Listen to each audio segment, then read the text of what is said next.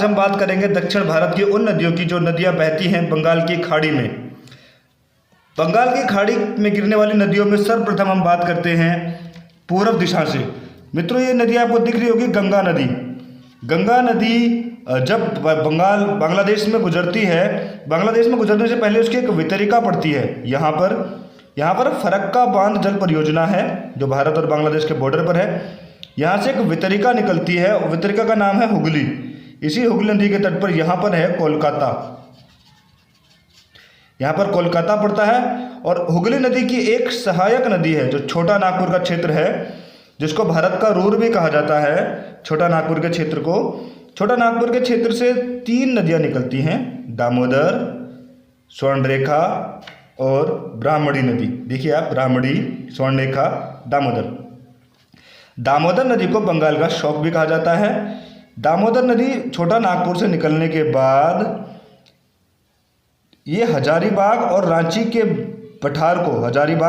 पठार को बीच से काटती हुई आगे निकल जाती है। इसे बंगाल का शौक कहा जाता है क्योंकि ये नदी बंगाल में बाढ़ ला देती है, जिस कारण यहाँ पर अमेरिका की तर्ज पर टेनेसी प्रोजेक्ट लगाया गया है। यानी कि छोटी छोटी दूरी के बाद अलग अलग बांध यहाँ पर बनाए गए हैं दामोदर नदी पर। अब हम बात करते हैं छोटा नागपुर से निकलने वाली एक और नदी, स्वर्णरेखा नदी। स्वर्णरेखा नदी के बारे में आपको पता होगा। ये नदी सर्वप्रथम मैं आपको बता दूं, बंगाल और उड़ीसा के बीच बॉर्डर बनाती है। बंगाल और उड़ीसा के बीच बॉर्डर कौन सी नदी बनाती है? स्वर्णरेखा। स्वर्णरेखा नदी के तट पर भारत में इस्पात नगरी के नाम से प्रसिद्ध शहर जमशेदपुर भी बसा है। देखिए ध्यान से, स्वर्णरेखा नदी के किनारे पर जमशेदपुर है। ये नदी इतनी स्टील प्लांट के बीच से गुजरती है, इतना ये पॉल्यूटेड नदी हो गई है, इतना पॉल्यूशन है इस नदी पर कि इस नदी पर कोई भी जीव जंतु या वनस्पति उगाना बड़ा मुश्किल है, जिस कारण इस नदी को जैविक मरुस्थल भी कहा जाता है। स्वर्णरेखा नदी को जैविक मरुस्थल के नाम से भी जाना जाता है। आगे बढ़ते हैं तो हम क्योझर, उड़ीसा के क्षेत्र में ही क्योझर पठार से एक नदी निकलती है जिसका नाम है वैतरणी नदी। ध्यान से देखिए, ये नदियाँ उड़ीसा में हैं, ये सब बंगाल की खाड़ी में गिरती हैं। बे ऑफ बंगाल में ये नदियाँ गिरती हैं। अब हम बात करते हैं एक और नदी जो छोटा नागपुर से निकलती है जिसका नाम है ब्राह्मणी नदी। ब्राह्मणी नदी को उड़ीसा का शौक भी कहा जाता है। जरा ध्यान से देखिए आप, ब्राह्मणी नदी को उड़ीसा का शौक भी कहा जाता है। ये नदी भी छोटा नागपुर के क्षेत्र से ही गुजरती है।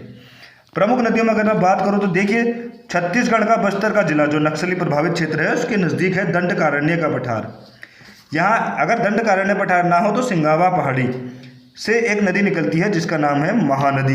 ध्यान से देखिए, महानदी निकलती है ये नदी छत्तीसगढ़ से, ये उड़ीसा की तरफ बहती है। उड़ीसा में यहाँ पर है भारत का सबसे बड़ा बांध, लंबा बांध, भारत का सबसे लंबा बांध हीराकुंड बांध। इनके आप ओरिजिन को जरूर देखिए कहाँ से निकल रही है। हीराकुंड बांध भारत का सबसे लंबा बांध है जो महानदी के किनारे पर है। वहीं भारत की सबसे बड़ी खारे पानी की झील चिल्का झील भी इसी नदी के किनारे स्थित है, महानदी। ध्यान से देखिए, ये डेल्टा बनाती है अपना। महानदी के किनारे आप देखिए गौर से, कटक एक जगह पड़ती है, कटक। देखिए कटक में भारत, ये उड़ीसा का दूसरा सबसे बड़ा शहर है। साथ ही साथ भारत का चावल अनुसंधान केंद्र भी कटक में ही है। अब हम बात करते हैं अन्य नदियों में। देखिए आप पूरे मैप में आप देखते जाइए, जो बंगाल की खाड़ी में गिरने वाली प्रमुख नदियाँ हैं उनमें सबसे बड़ी नदी है, क्योंकि ढाल हमने पहले ही आपको बताया है पिछले अध्याय में, पश्चिमी घाट से पूर्वी घाट की ओर होता है। यहाँ पर अपेक्षाकृत ऊंची ऊंची चोटियाँ हैं और ढाल नीचे होने में फिर छोटी चोटियाँ आपको नजर आती हैं। दक्षिण भारत की सबसे बड़ी नदी है गोदावरी। ये देखिए गोदावरी, ये जो आपको दिख रही है ना, ये पूरी नदी है, ये गोदावरी नदी है। ये निकलती है नासिक में त्र्यंबक की पहाड़ी से। नासिक जहाँ से हमारा पश्चिमी घाट आरंभ होता है, सह्याद्री आरंभ होता है, उसी नासिक से ये नदी गुजरती है। इसमें आप देखेंगे बाईं तरफ से मिलने वाली नदी में, यानी उत्तर दिशा से मिलने वाली नदियों में पूर्णा, पेनगंगा की सहायक वर्धा और वेनगंगा प्रमुख हैं। पेनगंगा गोदावरी की सबसे बड़ी सहायक नदी है। उसके बाद सबसे ज़्यादा परीक्षा में पूछी जाने वाली नदी इंद्रावती नदी। मित्रों, परीक्षा में सबसे ज़्यादा पूछी जाती है, ये किसकी सहायक नदी है? तो आपका उत्तर होगा गोदावरी की। एक और महत्वपूर्ण नदी जो इसकी सहायक है वो है सलेरी नदी। ये नदी दक्षिण भारत की सबसे बड़ी नदी है, जिसे ब्रज गंगा, दक्षिण भारत की गंगा और बूढ़ी गंगा भी कहा जाता है। इसको दक्षिण की गंगा कहने की वजह भी है क्योंकि यहाँ जो इसका उद्गम स्थल है नासिक, यहाँ पर लगता है कुंभ का मेला। वहीं जिस तरफ ये बंगाल की खाड़ी में मिलती है वहाँ पर इस स्थान का नाम है राजसमुंद्री। राजसमुंद्री में है भारतीय तंबाकू अनुसंधान केंद्र। गोदावरी नदी अत्यंत महत्वपूर्ण नदी है, ये दक्षिण भारत की सबसे बड़ी नदियों में शामिल है। वहीं इसी के निकट नीचे दक्षिण में पुणे के निकट महाबलेश्वर धाम से निकलती है एक और महत्वपूर्ण नदी जो गोदावरी के बाद सबसे बड़ी नदी है दक्षिण की, कृष्णा नदी। कृष्णा नदी इसकी प्रमुख सहायक नदियों में कोयना नदी है। कोयना नदी के किनारे बसा है औरंगाबाद शहर जहाँ पर अजंता और एलोरा की गुफाएं हैं। एलोरा में कैलाशनाथ मंदिर भी स्थापित है। कोयना की भीमा कृष्णा की प्रमुख सहायक नदियों में है। वहीं उत्तर की तरफ इसकी सहायक नदियों में प्रमुख सहायक नदी है मूसी, जिसके किनारे बसा है हैदराबाद शहर। दक्षिण से अगर हम बात करें तो घाट प्रभा, माल प्रभा और सबसे बड़ी इसकी सहायक नदी है तुंगभद्रा नदी। तुंगभद्रा नदी तुंग और भद्रा दो नदियों के मिलन से बनी है जो इसकी प्रमुख सहायक नदी है। ये भी अपना डेल्टा बंगाल की खाड़ी में बनाती है। जिस स्थान पर ये अपना डेल्टा बनाती है उस स्थान का नाम है विजयवाड़ा। कृष्णा नदी पर दो प्रमुख बांध हैं जिनका नाम है अलमाटी बांध और नागार्जुन बांध। ये परीक्षा की दृष्टि से अत्यंत महत्वपूर्ण बांध हैं, अलमाटी बांध और नागार्जुन बांध। अब हम दक्षिण की तरफ बढ़ते हैं तो दक्षिण में एक और महत्वपूर्ण नदी जो दक्षिण भारत की एकमात्र सदाबहार नदी है कावेरी। ये कर्नाटक के ब्रह्मगिरी की पहाड़ी से निकलती है कुर्ग जिले में। उसके बाद क्योंकि उत्तर पश्चिमी मानसून से यहाँ पर तमिलनाडु में एकमात्र बरसात होती है, दक्षिण पश्चिमी मानसून से इसमें बरसात का पानी जमा हो जाता है कर्नाटक के क्षेत्र में जहाँ से निकलती है।